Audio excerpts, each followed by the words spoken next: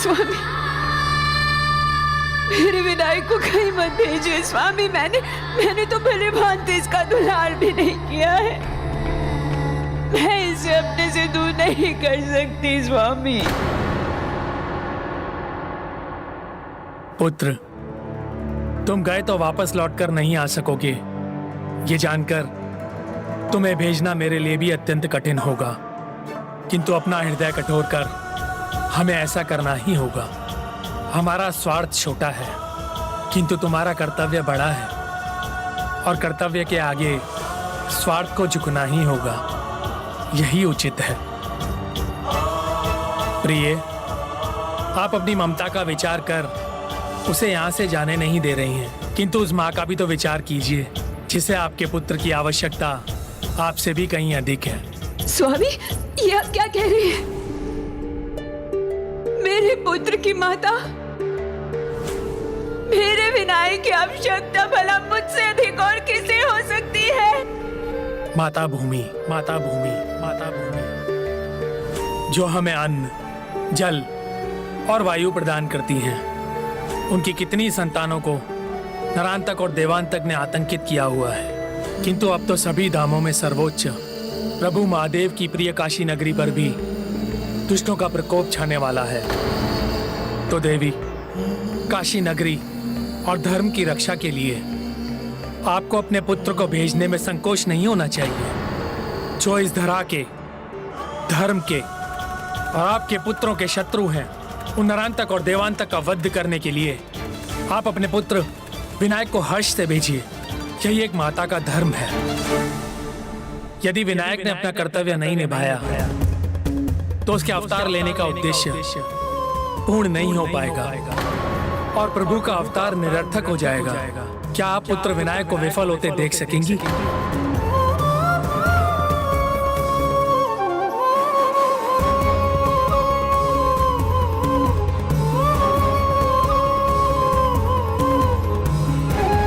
पिताश्री सर्वथा उचित कह रहे हैं माता। आपके दुलार, आपके वात्सल्य को पाकर मैं इतना निहाल हो गया कि कर्तव्य को लेकर मेरे मन में दुविधा उत्पन्न हो गई। किंतु ना मैं अपने मार्ग से भटक सकता हूँ माता, और ना आप अपने वचन से।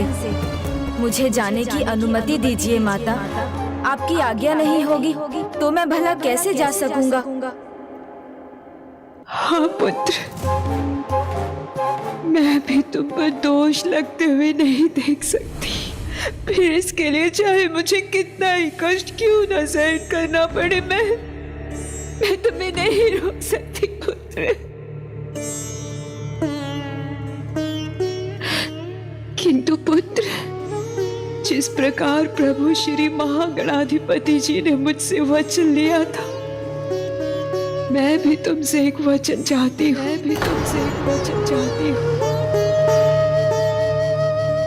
चिंता मत करो पुत्र, मैं केवल इतना चाहती हूँ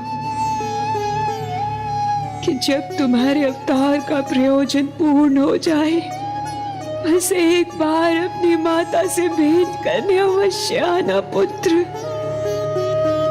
मैं इसी से अपने मन को संतुष्ट कर लूंगी। उचित है माता, मैं एक बार अवश्य लौट कर आऊंगा।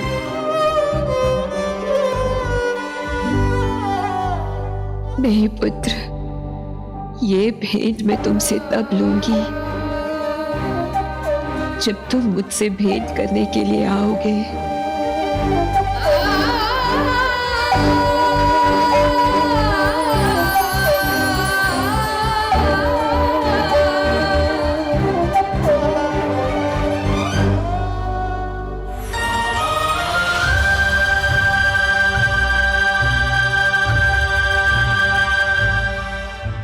अब जाओ पुत्र, सफलता प्राप्त करो। और हाँ पुत्र, जाते समय पीछे मुड़कर मत देखना, नहीं तो ये माता तुम्हें रोकने से स्वयं को रोक ना सकेगी।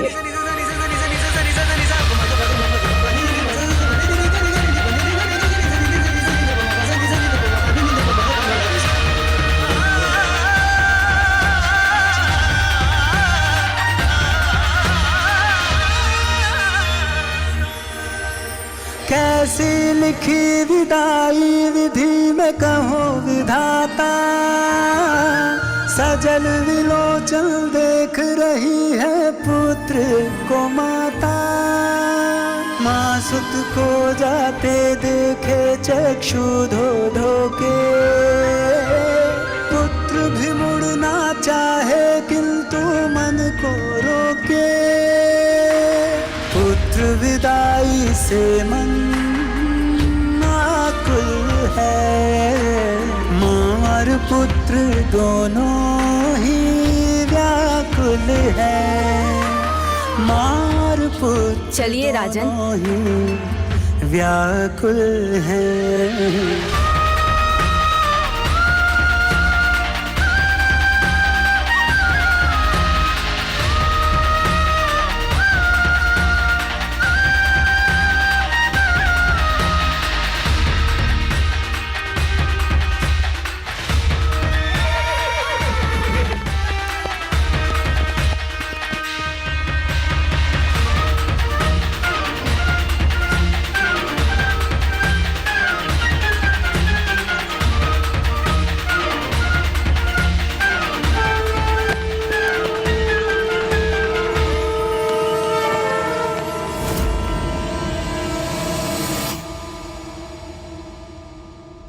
त्रिलोकाधिपति विनायक काशी नरेश के साथ काशी के लिए प्रस्थान कर चुका है।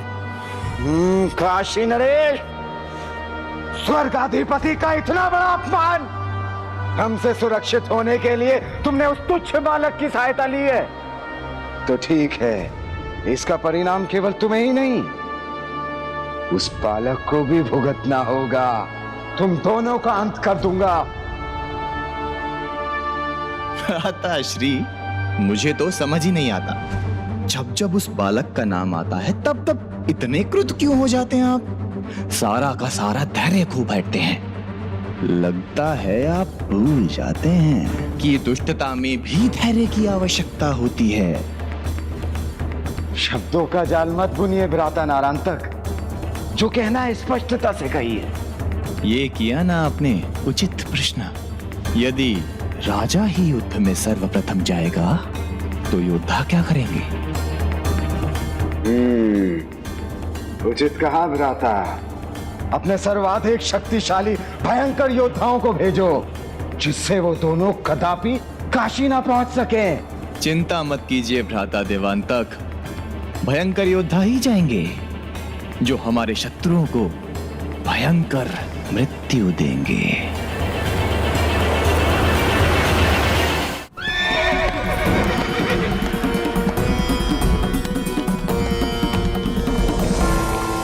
महर्षि कश्यप को विनायक पर विश्वास है, किंतु मेरे मन में अभी भी यह प्रश्न घुमड़ रहा है, क्या उन दोनों का वध कर सकेंगे ऋषिपुत्र विनायक? तुम चले गए पुत्र,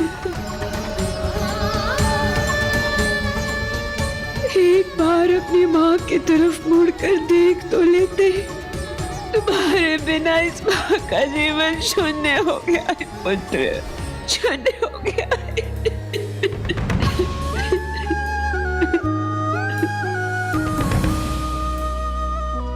अश्रु नहीं देवी, गर्व से भर दिया है हमारा जीवन पुत्र विनायक ने। ऐसे पुत्र को पाकर माता पिता को गर्व होना ही चाहिए, जिसने अपने कर्तव्य के पालन के लिए इतना बड़ा त्याग किया हो। देवी, हमें उसे अश्रुओं के साथ नहीं अपितु मुस्कुराकर विदा करना चाहिए, ताकि उसे उसके माता पिता का बल मिले और उसका उद्देश्य पूर्ण हो, सफल हो। चलिए देवी, भीतर चलिए।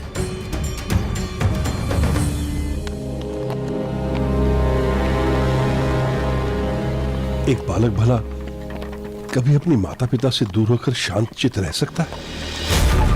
वही मनोस्थिति ऋषिपुत्र की है। तन यहां मेरे साथ और मन अभी भी आश्रम में। मुझे अभी भी समझ नहीं आ रहा है कि महर्षि कश्यप ने इन्हें मेरे साथ क्यों भेजा। काशी नरेश, मेरे पिता महर्षि कश्यप एक महान ऋषि हैं। उनके निर्णय पर शंका मत कीजिए, अपनी चिंता त्याग दीजिए। मेरे पिता के वचन मेरे लिए सर्वोपरि हैं। उन्हें पूर्ण करना मेरा कर्तव्य है, जो मैं अवश्य करूंगा।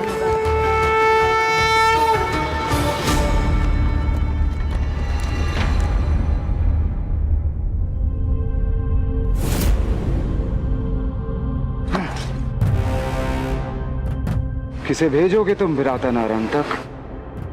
हमारे काल का काल बनने? कौन है वो जो उस बालक के साथ काशी नरेश का भी जाकर अंत कर देगा? भेजना नहीं है भ्राताश्री, पहुंचाना है उन दोनों को, वो भी काल के काल में। काका श्री द्रुमांश वो बनेंगे उनका काल।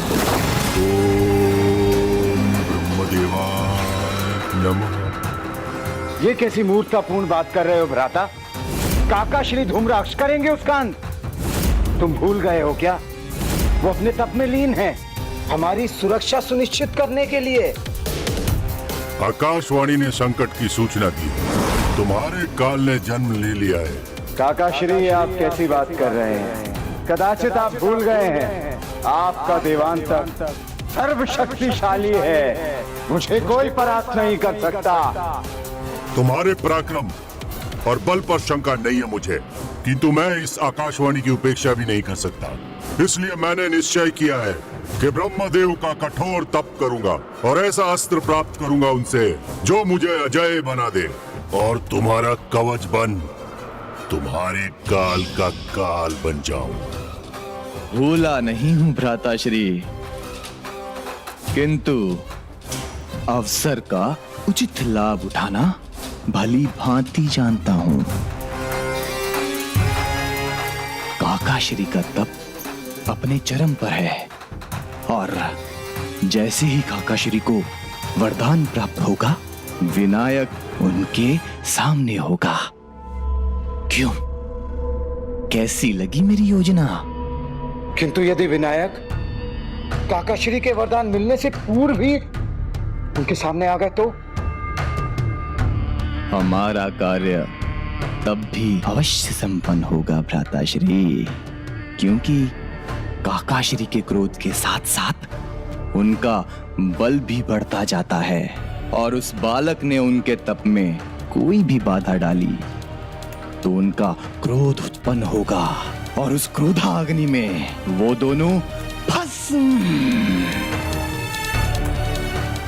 किंतु उनका मार्ग बदलकर काकाश्री तक उन्हें पहुंचाएगा कौन? पहुंचाएगा नहीं भ्राताश्री, पहुंचाएगी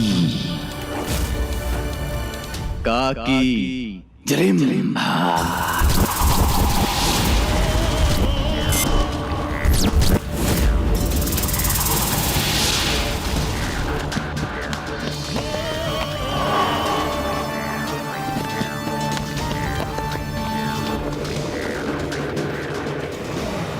ऋषिपुत्र विनायक तो अपने ही विचारों में खोए हुए हैं।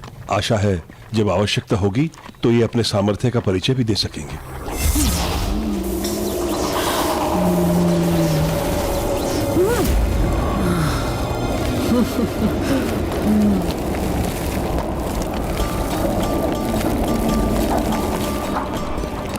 ये धूल और ध्रुम का बवंडर अचानक कैसे प्रकट हो गया?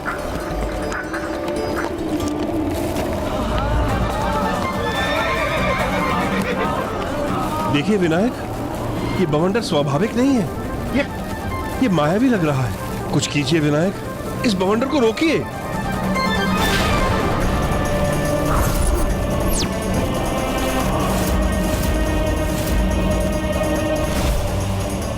तुम्हारे बिना इस माँ का जीवन शून्य हो गया है पुत्र।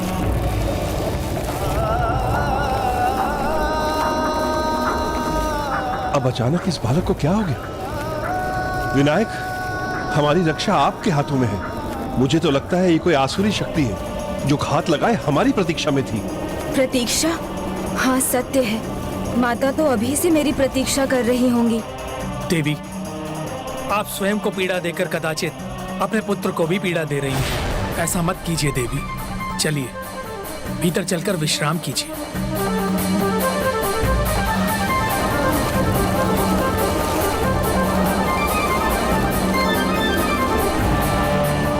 संकट हमारी ओर बढ़ रहा है विनायक, सावधान हो जाइए।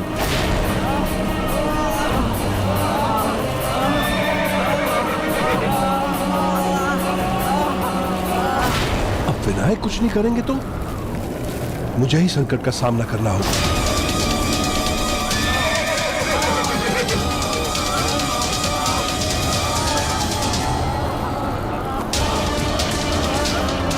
ये कौन है? मैं तो उसे देखने में भी असमर्थ हूं, तो फिर मैं अपने बाण का लक्ष्य किस पर साधूं? विनायक, विनायक मेरी सहायता कीजिए। मुझे तो लगता है ये उन दुष्ट भ्राताओं की भेजी हुई कोई मायावी शक्ति है।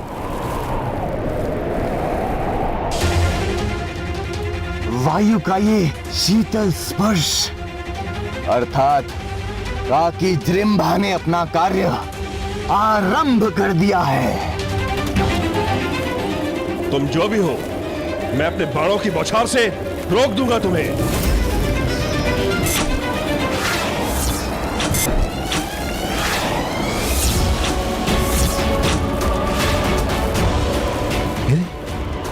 मेरे बाण तो व्यर्थ हो रहे। सहायता कीजिए विनायक, सहायता कीजिए। विनायक, आपने कहा था कि आपके पिता का वचन सर्वोपरि है, उनके वचन का मान रखिए, अपना कर्तव्य निभाइए। कुछ कीजिए विनायक, कुछ कीजिए। बस एक बार अपनी माता से भेंट करने अवश्य आना पुत्र।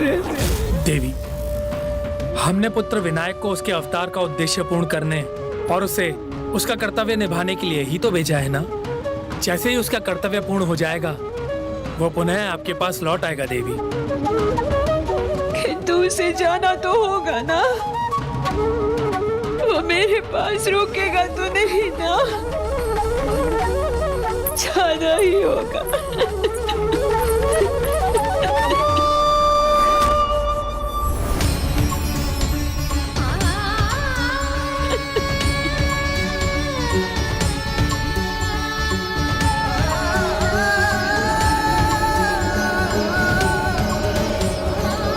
ये कैसे मेरी सहायता कर पाएंगे जो स्वयं संकट को देख भयभीत हो अश्रु बहा रहे?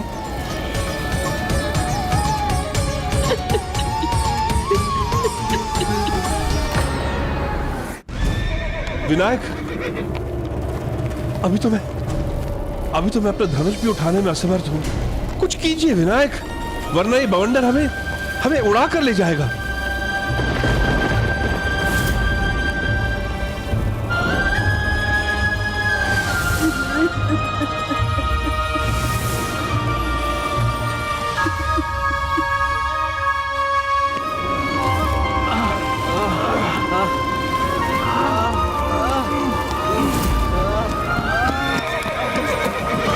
विनायक पुत्र का अर्थ बताने आया, विघ्न के बादल माँ के मन से मिटाने आया। आज्ञाकारी माता का बस माँ को जाने, माता की आज्ञा को वह सर्वोपरि माने। जीवन समर्पित है तुझको माता, सांस सांस अर्पित है तुझको माता, सांस सांस अर्पित है तुझको माता।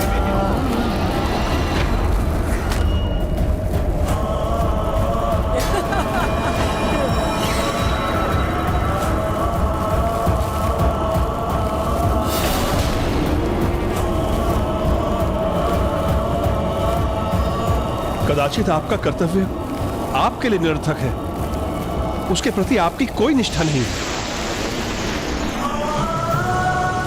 देवी, यदि आप दुखी होंगी तो वो सबल कैसे रहेगा, एकाग्रचित होकर अपने कर्तव्य को कैसे पूरा करेगा? उसे आपकी ममता की शक्ति की आवश्यकता है, जिससे पुत्र महोत्कट विनायक अपने अवतार को सार्थक कर सके।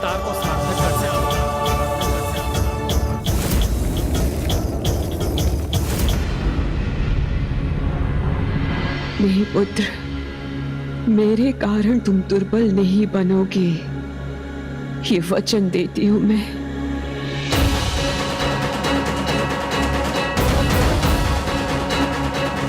नहीं पुत्र, तुम्हारी मां तुम्हारी दुर्बलता नहीं, तुम्हारी सबल शक्ति का कारण बनेगी। और ये तुम्हारी माँ का तुमसे वचन है। तुम्हारी माँ का तुमसे वचन है। माता, आपकी शक्ति मेरे साथ है तो मेरे सभी दुख दूर हो गए। अब मैं दृढ़ता से सभी संकटों का सामना कर उन पर विजय पाऊंगा।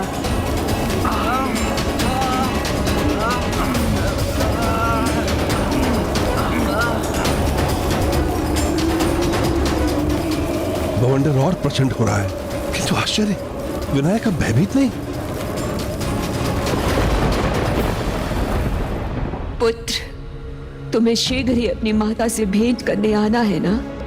तो एकाग्र हो और अपना कर्तव्य निभाओ और शीघ्र ही मेरे पास लौट आओ। हाँ माता, आपका पुत्र अवश्य आएगा।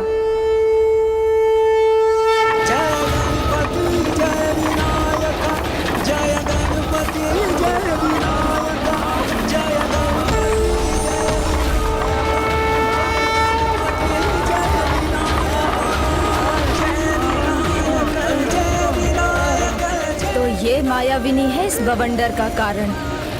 काशी नरेश, अपना बाण दीजिए मुझे। बस, बहुत हुआ।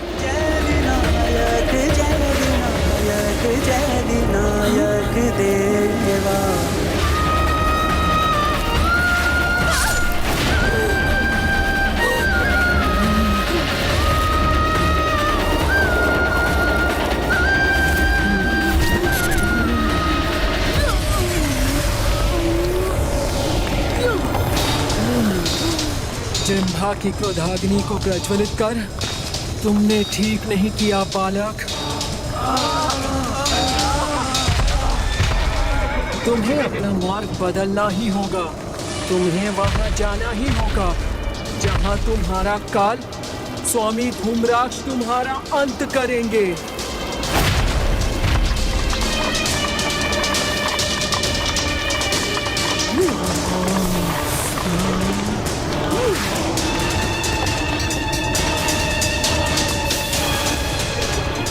इस शिला को भेजा इस दुष्टा ने।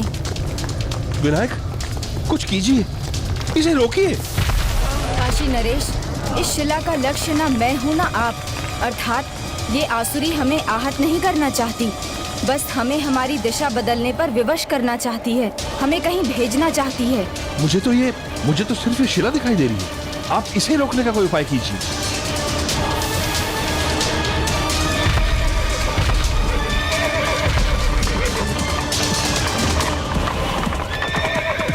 संभलिए काशी नरेश। विनायक में बल भी है, स्फूर्ति भी। कदाचित मेरे संदेह का कारण मेरा भय ही था, किंतु बिना जाने परखे किसी के बारे में भी निर्णय लेना उचित नहीं।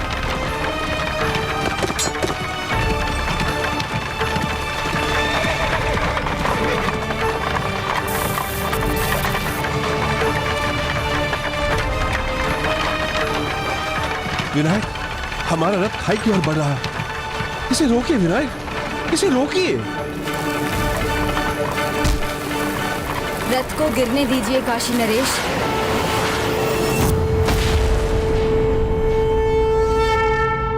आपने जो किया उससे मैं बहुत प्रभावित हुआ, किंतु यदि आप थोड़ा शीघ्र सक्रिय हो जाते तो हम इस स्थिति में ना आते।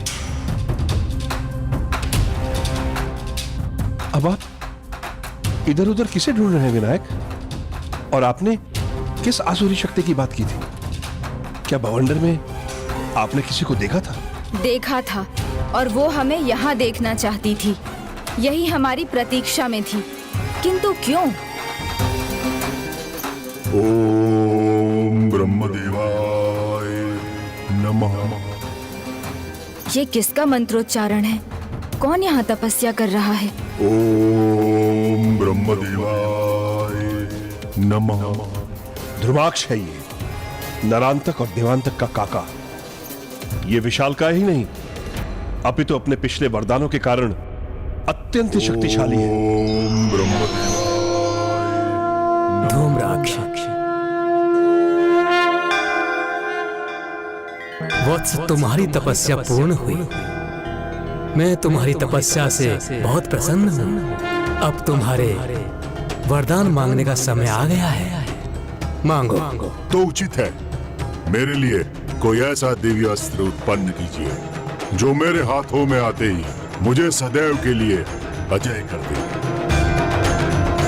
तथास्तु, तथास्तु, तथास्तु। धन्यवाद प्रभु।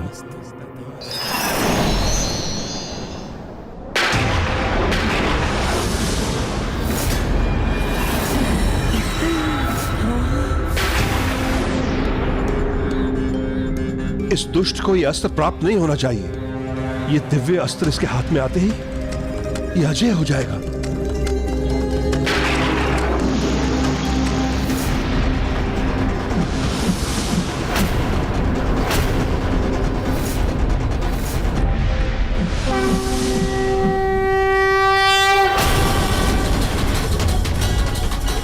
विनायक,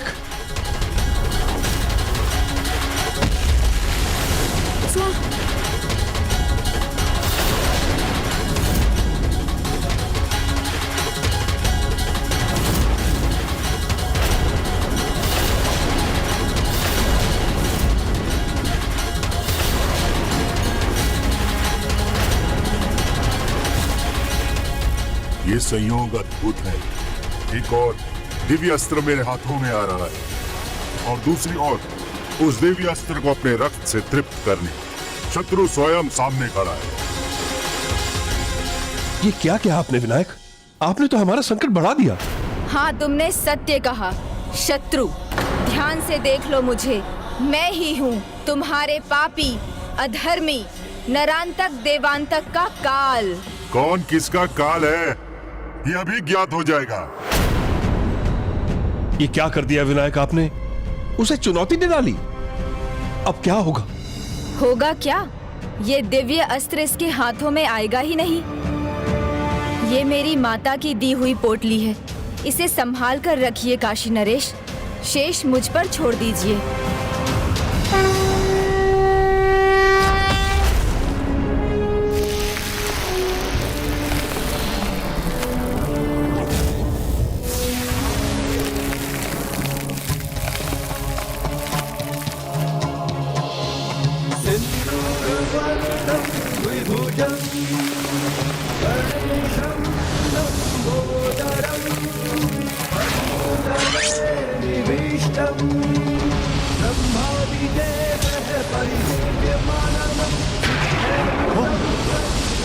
ये क्या हुआ?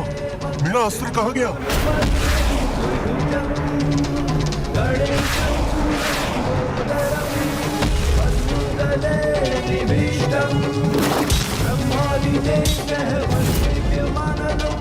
आश्चर्य, ध्रुवाक्ष का दिव्य अस्त्र विनायक के हाथों में। मेरा अस्त्र मुझे लौटा दो बालक, अन्यथा अपने हाथों से ही मसल दूंगा तुम्हें। अब तो तुम भी पाप के भागी बन गए हो मेरे इस वरदानी अस्त्र को अपने हाथों में लेकर। इसीलिए मैं कहता हूँ इसे लौटा दो मुझे। पाप? कैसा पाप? मैंने ना तो कोई नियम भंग किया है, ना तुम्हारा वरदान, क्योंकि तुमने प्रभु ब्रह्मदेव से मात्र एक अस्त्र उत्पन्न करने के लिए कहा था। मेरे लिए कोई ऐसा दिव्य अस्त्र उत्पन्न कीजिए जो मेरे हाथों में आते ही मुझे सदैव के लिए अजय कर दे। बालक, शब्दों का जाल मत बुनो। ब्रह्मदेव मेरे तप से प्रसन्न हुए हैं, मेरे लिए ही दिव्य अस्त्र उत्पन्न किया है, तो उसका प्रयोग भी मैं ही करूंगा। वो अस्त्र मेरा है, उसे मुझे लौटा दो, अन्यथा अपने पांव तले मसल के रख दूंगा तुम्हें।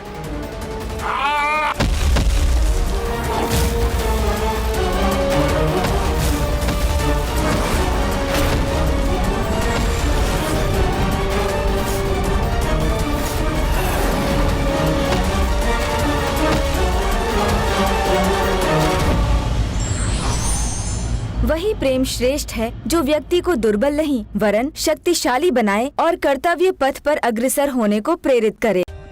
For more updates, subscribe to our channel, click the show links and enjoy watching the videos.